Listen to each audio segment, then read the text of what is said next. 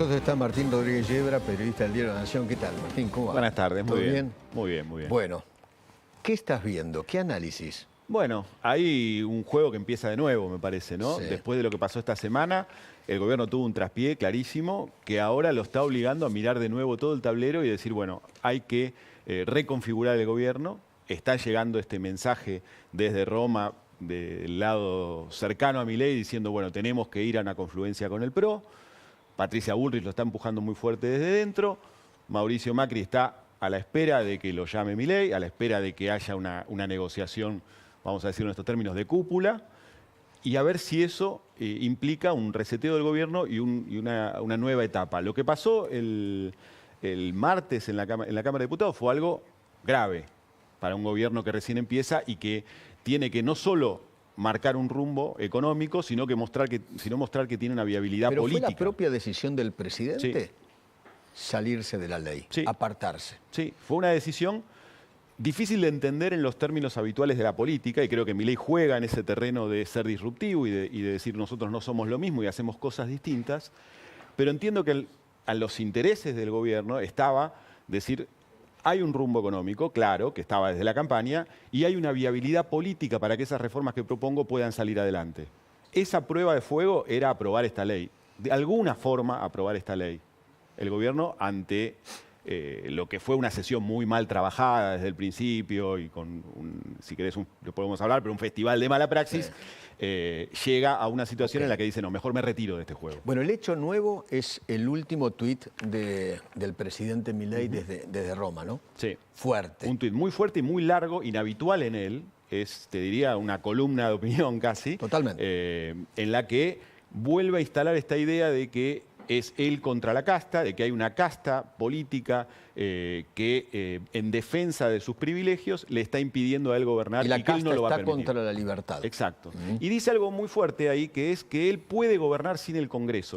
Y es una frase muy llamativa, porque cuando estaba mandando esta ley... Esperá, Sí, ¿le querés leer? repasemos eso. Dale. Dices, ¿puedo gobernar sin el Congreso o sin la ley? Tengo un plan. Fíjate si querés A ver, el porque no es lo mismo, fraseo. ¿no? Dice, nosotros tenemos un plan...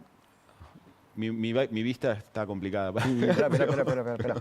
Ahora acercamos el monitor. Sí. Este del costado, este del costado. Dice, nosotros vinimos a plantear un modelo distinto al modelo empobrecedor de los últimos 100 años. Sí, ¿dónde ves Baja un cachito. el tema del Congreso? Dijo el gobierno no necesita ley. Claro, ¿ves? El gobierno mandó un proyecto al Congreso, de ley al Congreso, para devolverle la libertad a los argentinos. En ese proyecto de ley está reflejado nuestro proyecto de país. Un país libre donde los ciudadanos... El gobierno no necesita la ley. Viste que me sonaba raro eso de que no necesita el Congreso. Mirá, por eso diseñamos un programa económico para exterminar la inflación sin necesidad del Congreso. Claro.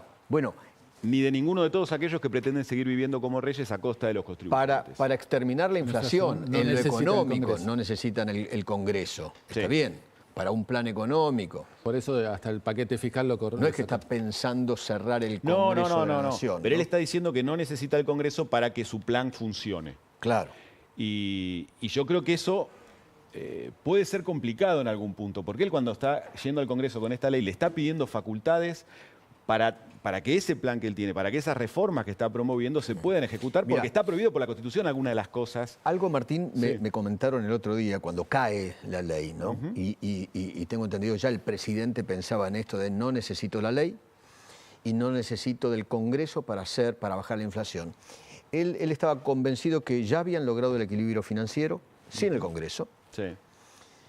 que están saneando el Banco Central sin el Congreso, no hace falta para eso el Congreso. Liberar el cepo, que va a ocurrir, según el presidente, entre junio y julio, no necesitan del Congreso para eso tampoco. Y el 75% del ajuste para llegar al déficit cero tampoco depende del Congreso de la Nación. Lo charlábamos ayer con Willy, ¿no? Exactamente. En ese sentido no necesita. Sí, pero es cierto que más fácil sería llegar si, por ejemplo, le hubieran aprobado el paquete fiscal, que él retira en un momento, ¿no? Con Exactamente. impuestos, con el blanqueo. O sea, él se priva de algunas herramientas para las cuales había un Él ese déficit determinado fiscal consenso. creo que lo tiene pensado en esto de le saco los subsidios al transporte y van a pagar todos los gobernadores. Pero es cierto que eso también añade un costo social más grande al ajuste, Claro. que él podría evitárselo con algunas de las No, porque partes quien que estaban en la termina ley. pagando es la gente. Claro, y la bronca de la gente no va a ser con los gobernadores, va a ser con el Va presidente. a ser una guerra de sentidos Claro. que vamos a ver ahora. ¿Qué va a hacer el cordobés al que el boleto le pasa de 400 a 800 o a 1100 según qué subsidio quede? Bueno, no sé si va a estar enojado con Milei o con Yarlora o con el intendente Yo creo que el gobierno Pacerini. le va a decir, señor, dígale a su gobernador Claro. que le pague el subsidio. Pero ahí entras en una guerra que no En sabes una cómo guerra. termina. Bueno, porque la es una guerra entre de los gobernadores, narrativas. la guerra entre los gobernadores y el presidente, en el medio está la gente. Exacto. ¿no? Y si no empiezan las clases en la provincia de Buenos Aires en marzo, ¿a quién le van a echar la culpa a los bonaerenses? Bueno, en general el gobernador sale indemne de esa discusión y le suele caer la ficha al presidente. Porque En no le otros manda gobiernos la ha pasado. partida por el incentivo docente. Pero ahí Exacto. depende también de cómo juegue la opinión pública y de Claro. cómo se dé esta batalla de narrativas. Pero bueno, hay gente incluso muy cercana, muy liberal y muy cercana en algún momento al gobierno de Milei que está planteando la idea de no tendríamos que haber sido un poquito más graduales. No sé si lo leyeron a Carlos Rodríguez estos días, Sí, sí. ¿no? Que ahora está peleado con Milei, pero diciendo, si no le damos viabilidad política al ajuste, puede ser que todo lo que estamos haciendo Milei ahora... no está convencido de eso y Está date claro, cuenta, Martín, que, y lo vemos todos los días, el presidente acelera cada vez más. Exacto. Cuando Exacto. va a 200 y vos pensás que va a bajar a 180, en realidad acelera a 220. Exacto. ¿No? Y cuando vos pensás que va a bajar el pie del acelerador y va a bajar a 150, el presidente ya va casi a 300. ¿no? Juega con otra lógica. Algunos gobernadores de los que estuvieron en esta negociación fallida hasta el último momento decían el otro día, nunca hubo tanto consenso para avanzar con reformas liberales en la Argentina, por supuesto, con una negociación compleja por hacer, pero nunca hubo tanto consenso para avanzar. Con privatizaciones, con desburocratización, Y con con reforma del tantas ganas de Estado. ayudar al presidente. Exacto. El otro día no escribías vos, en una nota tuya, que el presidente tiene esta lógica de al que lo ayuda, lo mordisquea, le muerde la mano. Bueno, eso es lo que estuvo pasando en Claro. estos días, esa nota previa a lo que terminó pasando el martes, pero en definitiva es eso lo que te dicen muchos de estos que les llamamos dialoguistas, que ahora no sé si seguirán llamándose así o si ese diálogo se Bueno, retomará. algunos de esos dialoguistas ya son traidores. Exacto, porque ahora se los puso en otra Pasaron a categoría, esa categoría. y el diálogo está cortado, pero ese universo que fue Juntos por el Cambio, Yarlora, algunos de los gobernadores que se acercaron al gobierno, dicen, nosotros estábamos para ir hacia ese rumbo. Y eso yo no sé si al gobierno que dice, Milei dice, no necesito la ley, yo no sé si al gobierno no le sería más fácil lo que está haciendo si además Y con tuviera ese aprobadas esas instrumento, obviamente. Sí. Pero tiene el DNU y tiene la posibilidad de Sí, otros DNU. es cierto, pero por ejemplo, el gobierno dice, bueno, yo planteé 41 privatizaciones, me peinaron la mitad, ya estaban 27 y no iba a poder aprobar más de 15 si seguía adelante. Claro. Ahora, ¿sabes lo que son hacer 15 privatizaciones? Claro. O sea, ¿no sería mejor señal hacia los mercados, por ejemplo, que el presidente arranque con 15 privatizaciones que no poder hacer Sí, ninguna? sí, Entonces, claro. ahí hay cosas que Sí, son claro. Pero me parece que complicadas de esa lógica. lo ¿no? más grave eran las facultades delegadas. Sí. Porque ahí se pudrió todo. Sí, pero se pudre con el tema de los fideicomisos, que no me cabe ninguna duda que ahí El anidan artículo curros. 4, inciso H. Exacto. ¿no? Ahora, te entiendo, vos decís, bueno, acá hay un curro y lo defendieron y no me dejaron tomar esa colina. Hoy habla del señor del tabaco. Sí, Sí.